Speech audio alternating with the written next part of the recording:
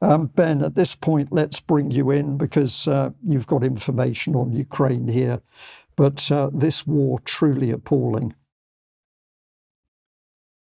Indeed, it is. And something is happening in Ukraine. It's amazing. Brian says from time to time, regular viewers will have heard Brian say that it's amazing the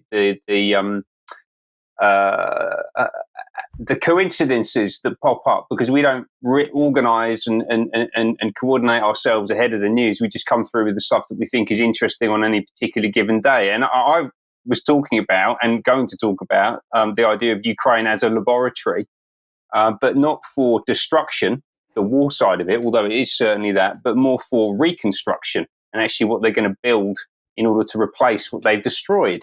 And these two things go hand in hand, and the same people are coordinating them, and the same people are making money out of them, actually, at the back end, as we'll get into. Now, I'm just going to start off by Starmer and his trip to DC last week to go and seek permission to use long-range missiles in direct attacks against the Russians.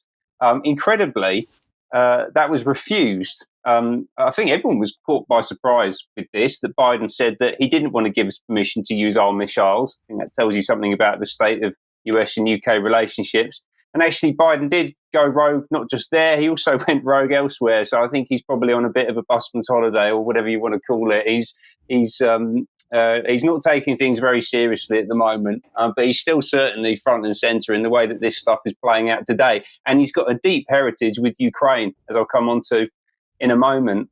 Let's just nip back to this photo of Starmer and his trip to DC. And actually, I'm less interested in Starmer right now and more in this woman in the background we can see here, who is Karen Pierce, DCMG, UK ambassador to the United States. Now, we sometimes hear this term deep state, people behind the scenes calling the shots who work across administrations who you don't vote for and you can't get rid of.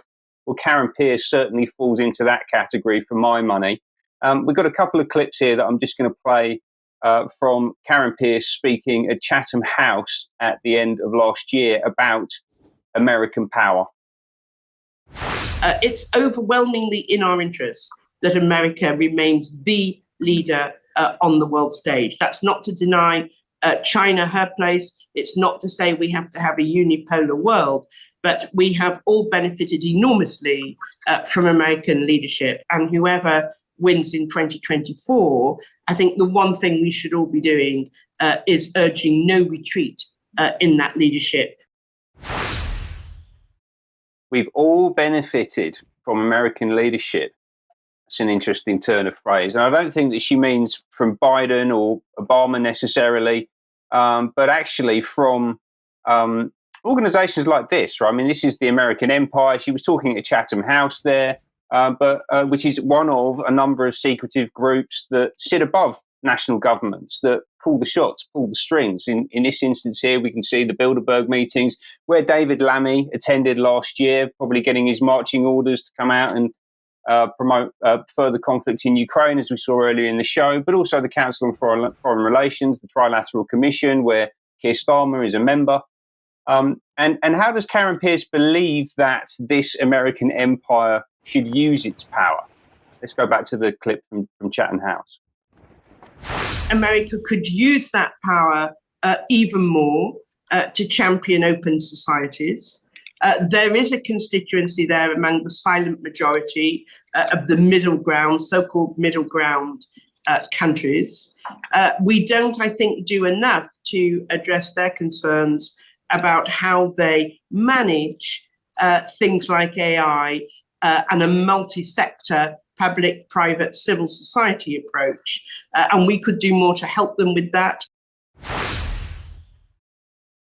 So a multi-sector public, private, civil society approach is what's required. We've talked about public-private quite a bit. That's the technical definition of fascism. But she's added in civil society there. And that essentially means large philanthropic groups like the Open Societies Foundation, which is a term that she used at the start of that clip, which is an organization run by George Soros, which promotes open societies and the radical transformation of the West. as we've been talking about. And a lot of that centers on Ukraine, because the Open Societies Foundation, at its core, is built on this organization, the International Renaissance Foundation, which George Soros founded in Ukraine in 1990, as he was going around picking up the pieces of the former Soviet empire in order to build what he calls himself the Soros empire. And there was one person in particular who was very involved in that, and that is Biden, according to Soros himself. Biden is absolutely front and center in what has been happening in Ukraine. And what is happening in Ukraine? Well, we talked about the war, but there's also a reconstruction happening, and it is extraordinarily profound. We can see here Stephen Jensen, the country director for Ukraine at the Tony Blair Institute for Global Change, describing this as the most important geopolitical event in the world since the end of the Cold War. He's not talking about the conflict. He's talking about the reconstruction. He's talking about building what the BlackRock CEO, Larry Fink, has described as a new world order. Right? This is language that's coming from the people running the system. What does that look like? Well, a lot of it's about digitization. So we can see here Mikhailo Fedorov, who is the Minister for Digital Transformation at Ukraine, saying that Ukraine 2030 will be the freest and most digital country in the world, without bureaucracy, but with a strong tech industry, cashless and paperless. This is the future world that we are building. And let's watch a short video describing that world in a bit more detail. Сьогодні вранці президент Путін оголосив проведення спеціальної військової операції на Донбасі. Росія здійснила удари по нашій військовій інфраструктурі. Let's look 8 years ahead. 2030. The history of the new Ukraine is studied all over the globe. Why? Because Ukraine became the most digital and convenient country in the world. Scripts have replaced bureaucrats. 500,000 former public servants are successfully integrated in the new economy. No more red tape, but paperless. No more banknotes, but cashless. Yes, we became the first country to abandon paper money. Ukraine now has the best tax system for the IT industry and the most affordable e-residency. Thanks to Ukrainian engineers and programmers, the R&D centers of the world's top technology companies operate successfully, and Ukraine ranks first in the world by the number of startups per capita. Ukrainian courts are guided by artificial intelligence, and all notarial acts take place online. Ukrainian customs is fully automatic and the fastest in the world. Customs clearance and car registration can now be done in 3 clicks from your smartphone. Because of war and internal migration, we have built the most flexible and modern digital education. Brave military and civilians get quality treatment with modern remote monitoring and e-health systems. Ukraine also has the most effective cyber defense in the world. After the horrors of 2022, Ukraine focused on security systems. Now every production facility has its air defense system, and the sleep of Ukrainians is protected by an ultra-modern Iron Dome. The Ukrainian government is digital, more like an IT company in terms of the efficiency of implementing decisions, and one can register a land plot, start construction, open a business or get a license, and register a car or real estate from a smartphone, automatically, in 1 click. Ukraine is the freest and digital.